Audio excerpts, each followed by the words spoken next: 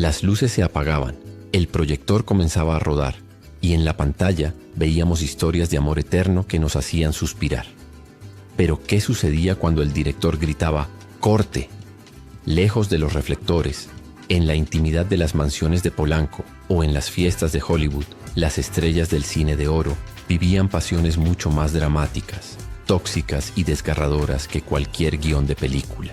Hoy, en Historias y Biografías del Cine, vamos a destapar los secretos de alcoba, las traiciones imperdonables y las uniones que desafiaron a la muerte de los ídolos más grandes de México, desde divas que se casaban para escapar de su familia, hasta galanes que murieron de amor literalmente.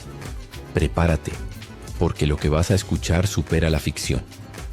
Antes de comenzar este viaje al pasado, quiero saber desde qué rincón del mundo nos acompañas hoy. Escribe en los comentarios tu ciudad y tu película favorita de esta época dorada. Me encantará leerte y saludarte en el próximo vídeo. Comencemos. Lupe Vélez y Johnny Weissmuller. El choque de dos volcanes. Si existió una relación que definió la palabra tóxica en Hollywood, fue la de la mexicana Lupe Vélez y el legendario Tarzán, Johnny Weissmuller. No eran simplemente una pareja de moda, eran una bomba de relojería. Se conocieron en Los Ángeles en 1932, cuando Lupe ya era conocida como The Mexican Spitfire por su temperamento explosivo. Lo que comenzó como una atracción física incontrolable, rápidamente se transformó en un espectáculo público bochornoso. Los periódicos de la época no hablaban de sus estrenos, sino de sus gritos en restaurantes y los rasguños visibles en el rostro del actor. A pesar de las advertencias de todo su círculo cercano, se casaron en 1933. La prensa sensacionalista, frotándose las manos, bautizó el enlace como la unión de dos volcanes. Y no se equivocaron. El matrimonio fue una sucesión interminable de rupturas y reconciliaciones apasionadas. Se cuenta que los celos de Lupe eran tan feroces que las discusiones a menudo terminaban con vajillas rotas y persecuciones por la casa. Finalmente la situación se volvió insostenible y se divorciaron en 1938. Aunque Johnny siguió balanceándose en lianas y Lupe regresó a México para revitalizar su carrera, la cicatriz de esa pasión destructiva nunca se borró del todo en la memoria de Hollywood. María Félix y Agustín Lara, la bella y el músico poeta. Esta es quizás la unión más improbable y fascinante de la historia del espectáculo mexicano. Por un lado, María Félix, la mujer más altiva y bellísima del cine. Por el otro, Agustín Lara, el flaco de oro, un hombre físicamente frágil y marcado por una cicatriz en el rostro, pero con un alma de poeta que conquistaba a cualquiera. Se casaron en 1945 y aunque para el público parecían la pareja perfecta, el genio y la musa, la realidad dentro de su hogar era un infierno de celos e inseguridades. Lara, acostumbrado a ser el centro de atención, no soportaba la omnipresencia de María y la admiración que ella despertaba en otros hombres. Fue durante esta breve pero intensa unión que Lara compuso María Bonita, un himno que inmortalizó su amor en Acapulco. Sin embargo, ni las canciones más hermosas pudieron salvar el matrimonio. Se rumorea que los celos de Agustín llegaron a extremos peligrosos, con historias, algunas veces desmentidas, otras susurradas, sobre un disparo que rozó la tragedia. La relación se consumió rápido, durando apenas 2 años. Se divorciaron en 1947, pero la leyenda de su amor perduró. María siempre dijo que Agustín fue uno de los hombres que más amó, demostrando que la admiración intelectual a veces pesa más que la belleza física. Sara García y Fernando Ibáñez, la traición que creó a la abuelita de México. Pocos saben que la imagen de la abuelita de México, esa mujer abnegada y de cabello blanco que todos adoramos, nació de un corazón roto. Mucho antes de ser la anciana del cine, Sara García fue una joven llena de ilusiones que se enamoró perdidamente de Fernando Ibáñez en una compañía teatral. Se casaron en 1918 y tuvieron a su única hija María Fernanda. Parecía el inicio de una vida feliz, pero el destino tenía otros planes crueles para Sara. Apenas 3 años después de la boda, el mundo de Sara se derrumbó. Fernando no solo le fue infiel, sino que lo hizo de la manera más humillante posible. Se involucró sentimentalmente con la jefa de la compañía teatral, Elvira Morla. Sara, con una dignidad inquebrantable que luego trasladaría a sus personajes, no perdonó. Tomó a su hija y se marchó para no volver jamás. Ese dolor endureció su carácter y la volcó obsesivamente a su trabajo y a su hija. Sara nunca volvió a casarse. Decidió sacrificar su belleza juvenil extrayéndose los dientes para interpretar papeles de anciana prematuramente, enterrando a la mujer para dar paso a la leyenda, todo a raíz de esa decepción amorosa. Pedro Infante y María Luisa León. El precio de la fama. La historia de Pedro Infante no puede contarse sin María Luisa León. Ella no fue solo su primera esposa, fue su Pigmalión. María Luisa, una mujer culta y de carácter fuerte, vio en el joven y humilde carpintero de Sinaloa un diamante en bruto. Se casaron en 1939 y ella tomó las riendas de su destino, le enseñó a vestir, a hablar correctamente y lo impulsó a buscar fortuna en la Ciudad de México. En esos primeros años de carencias, su unión era sólida, cimentada en la ambición compartida de ver triunfar a Pedro. Sin embargo, cuando el éxito masivo llegó, la dinámica cambió drásticamente. Pedro se convirtió en el ídolo de Guamúchil, deseado por todas, y la figura materna y controladora de María Luisa comenzó a asfixiarlo. La falta de hijos biológicos en el matrimonio fue otro factor que abrió una grieta irreparable entre ellos. Pedro buscó refugio en otros brazos, notablemente en Lupita Torrentera, con quien formó una familia paralela. El divorcio fue amargo y público. María Luisa, dolida y desplazada por la estrella que ella misma ayudó a crear, escribió un libro revelando intimidades que buscaban bajar al ídolo de su pedestal, mostrando que detrás de la sonrisa de Pedro había una historia de gratitud convertida en resentimiento. Gloria Marín y Abel Salazar, un amor a la sombra de otro. Este romance parece sacado de un guión de telenovela melodramática. Gloria Marín y Abel Salazar se amaron en su juventud, llegando a comprometerse. Eran la promesa joven del cine. Pero entonces apareció Jorge Negrete. Gloria rompió el corazón de Abel para irse con el charro cantor, dejando a Salazar sumido en una profunda depresión que, según dicen, lo marcó de por vida. Durante años, sus caminos se cruzaron en los sets de filmación, cargando el peso de lo que pudo ser y no fue. Décadas más tarde, en 1958, cuando ambos ya habían vivido matrimonios fallidos y tragedias personales, Abel se había divorciado y Gloria había terminado su tormentosa relación con Negrete, decidieron intentarlo de nuevo. Se casaron, quizás buscando cerrar el círculo de su juventud. Pero el tiempo no perdona, y las segundas partes rara vez son buenas. El matrimonio duró apenas 2 años. La sombra de Jorge Negrete y los fantasmas del pasado eran demasiados para la pareja. Se dieron cuenta de que el amor de juventud no siempre sobrevive a la madurez y a las heridas de la vida, separándose definitivamente en 1960. Dolores del Río y Cedric Gibbons. Glamour, Art Deco y Orson Welles. Dolores del Río no solo conquistó México, sino que puso a Hollywood a sus pies. Su matrimonio en 1930 con Cedric Gibbons, el director de arte más influyente de la MGM y creador de la estatuilla del Oscar, la consolidó como la realeza de la meca del cine. Juntos formaban la pareja más elegante de California. Su casa era el epicentro de la vida social y el diseño Art Deco. Sin embargo, detrás de las fiestas fastuosas en Hearst Castle, Dolores se sentía estancada. Ella esperaba que la influencia de Gibbons le consiguiera papeles más serios, pero él estaba casado con su trabajo. La frialdad se instaló en la mansión. La crisis final llegó con nombre y apellido: Orson Welles. En 1940, Dolores conoció al genio rebelde del cine, y el flechazo fue instantáneo. Welles le ofreció la pasión intelectual y física que Gibbons ya no le daba. Dolores, valiente como pocas, solicitó el divorcio alegando frialdad y distancia, cerrando 11 años de matrimonio para lanzarse a un romance turbulento con Welles y regresar posteriormente a México para reinventarse como leyenda. Jorge Negrete y María Félix. Del odio al amor. Si hubo una boda del siglo en México, fue esta. Lo curioso es que Jorge Negrete y María Félix comenzaron odiándose.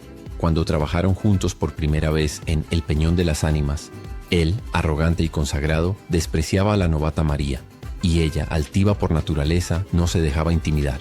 Se insultaron, se ignoraron y juraron no volver a trabajar juntos. Pero dicen que del odio al amor hay un solo paso, y años después ese fuego se transformó en una pasión arrolladora. Se casaron en 1952 en una ceremonia que paralizó al país, con transmisión de radio y un banquete de mole y barbacoa para miles de personas. Parecía el final feliz de una película, los dos máximos íconos del cine unidos. Pero la tragedia acechaba. Jorge ya estaba muy enfermo de hepatitis C, una condición que ocultaba estoicamente. El matrimonio duró apenas 11 meses. Negrete falleció en Los Ángeles en 1953, dejando a María viuda y devastada, convirtiendo su historia en un mito breve, intenso y dolorosamente trágico. Katy Jurado y Víctor Velázquez. El matrimonio como boleto de libertad. Katy Jurado, con su mirada felina y su talento inmenso, nació en una familia conservadora de Guadalajara que veía la actuación como algo indigno. Para Katy, el cine no era solo un sueño, era una necesidad vital. Ante la prohibición rotunda de sus padres, la joven encontró una salida drástica: el matrimonio. Víctor Velázquez, un aspirante a actor, se convirtió en su llave hacia la libertad. Se casaron, no tanto por un amor desmedido, sino como un pacto de emancipación. Tuvieron 2 hijos, Víctor Hugo y Sandra, y gracias a este enlace, Katy pudo librarse de la tutela familiar e iniciar su carrera. Sin embargo, la vida doméstica y las presiones laborales de ambos pasaron factura rápidamente. Se divorciaron en 1946. Aunque fue breve, este matrimonio fue crucial. Sin él, Katy Jurado jamás habría llegado a Hollywood ni se habría convertido en la primera actriz latinoamericana nominada al Oscar. Víctor fue en muchos sentidos el puente hacia su destino. Joaquín Pardavé y Cholita, un amor más allá de la tumba. En medio de tanto escándalo, la historia de Joaquín Pardavé y Soledad García, su amada Cholita, resalta por su pureza. Se conocieron en las carpas teatrales en 1925 y el flechazo fue fulminante. Se casaron ese mismo año y no se separaron nunca más. Cholita no fue solo su esposa, fue su musa absoluta. Canciones inmortales como Varita de Nardo y Negra Consentida fueron compuestas por Pardavé pensando exclusivamente en ella. No tuvieron hijos, lo que hizo que su vínculo fuera aún más estrecho. Vivían el uno para el otro. Cuando el gran actor falleció en 1955, surgió una de las leyendas urbanas más macabras de México. Se decía que había sido enterrado vivo debido a un ataque cataléptico. Aunque la familia ha desmentido esto 1000 veces, la leyenda persiste. Lo que es indudablemente cierto es que en su lápida en el Panteón Jardín descansa también Cholita, unidos bajo la frase "juntos como siempre", sellando un amor que ni la muerte ni los rumores pudieron manchar. Esther Fernández y Antonio Badú, un matrimonio adelantado a su época. Esther Fernández y Antonio Badú protagonizaron una de las relaciones más extrañas y modernas de los años 40. Se conocieron rodando Cantaclaro y la química fue explosiva. Se casaron en 1946. Pero decidieron romper todas las reglas convencionales de la sociedad mexicana. No vivían juntos. Mientras Antonio seguía en la casa de su madre en la colonia Roma, Esther permanecía con la suya en la Narvarte. Eran un matrimonio de visitas conyugales, manteniendo sus espacios e independencia, algo inaudito para la moral de la época. Sin embargo, este arreglo no bastó para salvar la relación. La afición de Badú por el juego y las apuestas comenzó a erosionar la paciencia de Esther. Tras 2 años de este peculiar experimento matrimonial, se divorciaron. Curiosamente, la ruptura los unió más. Se convirtieron en mejores amigos y ninguno de los dos volvió a casarse jamás, como si en el fondo supieran que nadie más entendería su dinámica. Juan Orol y María Antonieta Pons, el rey del gángster y la reina del trópico. Juan Orol, el surrealista involuntario del cine mexicano, tenía un ojo clínico para las mujeres. Cuando vio bailar a la cubana María Antonieta Pons, supo que tenía una mina de oro. La trajo a México, se casó con ella a principios de los 40 y la transformó en la primera gran rumbera del cine.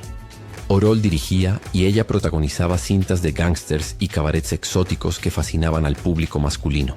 Fue una relación de simbiosis perfecta. Él ponía la cámara y ella ponía el fuego. Sin embargo, como suele ocurrir cuando se mezcla trabajo y amor, la fórmula se agotó. Se divorciaron en 1945. Lejos de hundirse, María Antonieta demostró que brillaba con luz propia y continuó su ascenso, mientras que Orol, fiel a su estilo, buscó una nueva musa para intentar replicar el éxito, pero la magia original de esa dupla fundacional del cine de rumberas nunca se repitió igual. Libertad Lamarque y Alfredo Malerba, socios en el exilio y el éxito. La novia de América, Libertad Lamarque, llegó a México huyendo de una supuesta enemistad con Eva Perón en su natal Argentina, pero no llegó sola. A su lado venía Alfredo Malerba, un talentoso músico que se convirtió en su roca. Se conocieron en los años 30 en el ambiente del tango, y tras superar un primer matrimonio fallido de ella, formalizaron su unión en 1945, justo antes de su autoexilio. Malerba no solo fue su esposo, fue su manager, su pianista y el arquitecto de su monumental éxito en el cine mexicano. Él le daba la estabilidad emocional que una estrella de su calibre necesitaba para brillar. Decidieron no tener hijos juntos para volcarse completamente en su carrera y en la crianza de la hija que Libertad ya tenía. Estuvieron juntos casi 50 años, hasta la muerte de él en 1994, demostrando que en el mundo del espectáculo a veces el mejor negocio es el amor verdadero y el compañerismo leal. Antonio Aguilar y Otilia Larrañaga. El breve preludio de una dinastía. Antes de que Antonio Aguilar y Flor Silvestre se convirtieran en la pareja más icónica de la música ranchera, hubo otra historia. A finales de los años 50, un joven Antonio Aguilar cayó rendido ante la belleza de Otilia Larrañaga, una destacada bailarina y actriz. Se casaron en 1958 llenos de esperanza. Sin embargo, la unión fue un suspiro. Duraron casados apenas un año, divorciándose en 1959. No hubo hijos y la separación fue discreta, de mutuo acuerdo. Este matrimonio suele ser olvidado en las biografías oficiales, eclipsado por la inmensa fama que Antonio lograría después. Pero es una pieza clave para entender que incluso las leyendas tienen borradores antes de escribir su historia definitiva. Otilia rehizo su vida con Rogelio Guerra, y Antonio encontró a su compañera eterna en Flor, dejando este primer matrimonio como una curiosa nota al pie en la historia de la dinastía Aguilar. Lilia Michel y Rafael Valedón, la excepción a la regla. En un medio saturado de divorcios, alcoholismo y tragedias, Lilia Michel y Rafael Valedón fueron la anomalía perfecta. Ella, una actriz de belleza refinada y luminosa.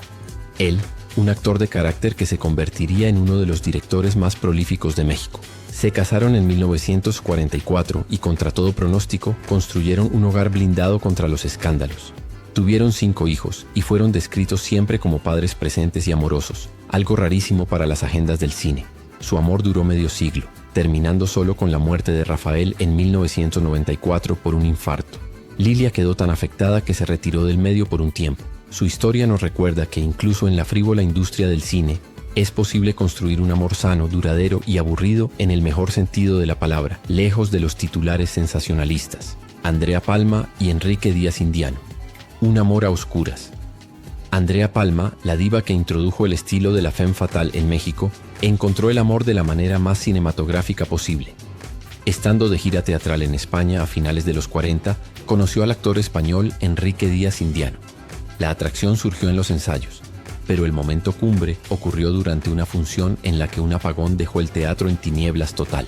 Andrea contó que en medio de la oscuridad y el pánico escénico, sintió unos brazos fuertes que la abrazaron por detrás y una voz que le susurró al oído que todo estaría bien. Era Enrique.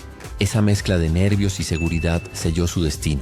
Se casaron en Madrid en 1949 y se mudaron a México, donde permanecieron inseparables hasta la muerte de él en 1970. Una historia que prueba que a veces el amor verdadero solo necesita un momento de oscuridad para salir a la luz. Como hemos visto, detrás del maquillaje, las joyas y las sonrisas perfectas de la época de oro latían corazones humanos, vulnerables y apasionados. Estas 15 historias nos demuestran que la fama y el dinero nunca fueron garantía de felicidad. De hecho, muchas veces fueron el combustible que incendió sus vidas personales. Desde la tragedia de Jorge Negrete hasta la lealtad inquebrantable de Joaquín Pardavé, estos romances son el verdadero legado emocional de nuestro cine. Si has disfrutado descubriendo los secretos de estas leyendas, no permitas que la historia termine aquí. En Historias y Biografías del Cine, estamos preparando documentales profundos sobre cada uno de estos actores. Suscríbete ahora mismo al canal y activa la campanita para no perderte ningún detalle. ¿Y tú? ¿Cuál de estas parejas crees que tuvo el final más triste? Déjamelo saber en los comentarios. Nos vemos en el próximo video.